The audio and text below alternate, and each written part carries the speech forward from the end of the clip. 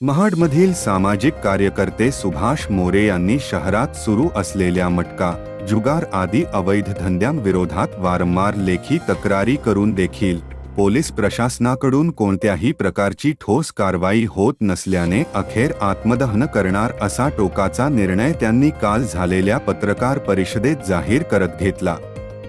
त्यानुसार आज दुपारी 12 वाजण्याच्या सुमारास महाड शहर पोलीस ठाणे परिसरात सुभाष मोरे यांनी अंगावर पेट्रोल ओतून स्वतःला पेटविण्याचा प्रयत्न केला। सुभाष मोरे यांनी अशी टोकाची भूमिका घेतल्यानंतर प्रशासनाला जाग आल्याने आता महाडमधील अवैध धंद्यांविरोधात कोणत्या स्वरूपाची कारवाई होणार याकडे सर्व नागरिकांचे लक्ष लागले आहे। महाड शहर पोलीस ठाण्याच्या परिसरात आत्मदहनाचा हा इतिहासातील पहिलाच प्रकार असल्याची चर्चा सर्वत्र सुरू आहे। विशेष म्हणजे आत्मदहनाचा हा प्रकार वैयक्तिक कारणासाठी नसून जनतेच्या हितासाठी सामाजिक जाणीवेतून झाला असल्याचे नागरिकांमधून बोलले जात आहे। सुभाष मोरे यांच्या महाडच्या काही समस्यांविषयी प्रशासनाने कारवाई करावी अशी त्यांची मागणी होती आणि ती मागणी तात्काळ पूर्ण करावी यासाठी प्रशासनाचं लक्ष वेधण्यासाठी त्यांनी आत्मदहनाचा इशारा दिलेला होता।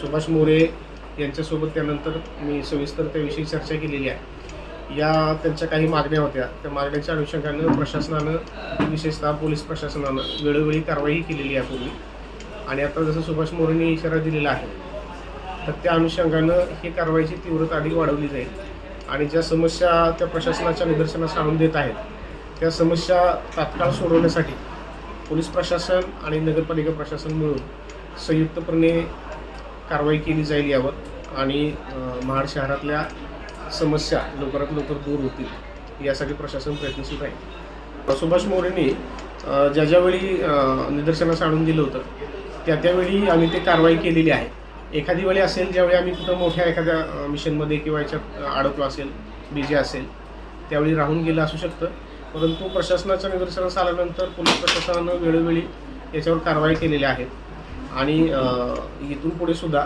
अशाच कारवाई सुरू राहतील आणि या घटनेनंतर अधिक तीव्रपणे कारवाई केल्या जाते।